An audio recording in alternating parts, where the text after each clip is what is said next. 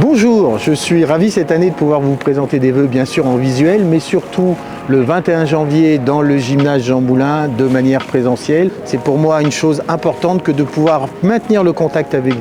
On va en profiter pour faire une petite balade dans la ville pour vous montrer les projets qui se sont déroulés en 2022 et aussi, mais surtout, les projets qui se passeront en 2023. Nous sommes au stade Omnisport de Croissy et il est important de pouvoir vous montrer les nouveaux équipements que nous allons mettre en place.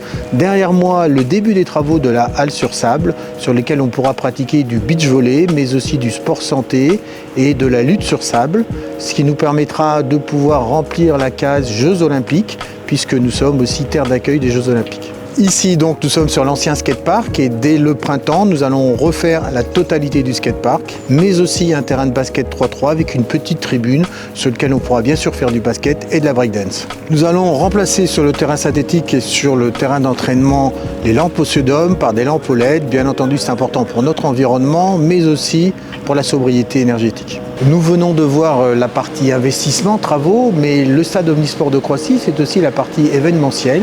En 2023, en septembre, nous aurons le plaisir d'accueillir l'équipe de Tonga pour son entraînement pour la Coupe du Monde.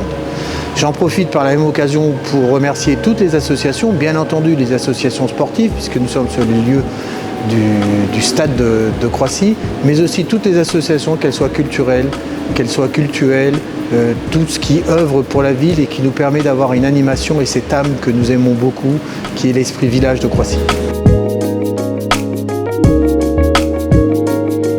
Nous sommes à Chanarié, centre d'animation par excellence, avec derrière moi l'exposition Chiens et Chats qui a commencé mi-décembre, une exposition qui est en coopération avec la Villette. Vous y trouverez aussi cette année la parentalité, très important dans notre animation.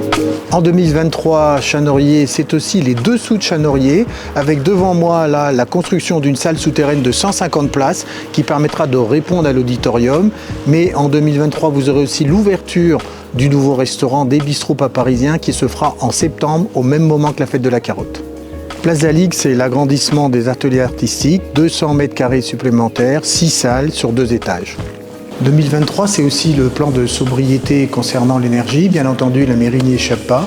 C'est 1 million de dépenses supplémentaires, 300 000 € d'économies que nous allons faire et donc 700 000 € à trouver pour l'année 2023.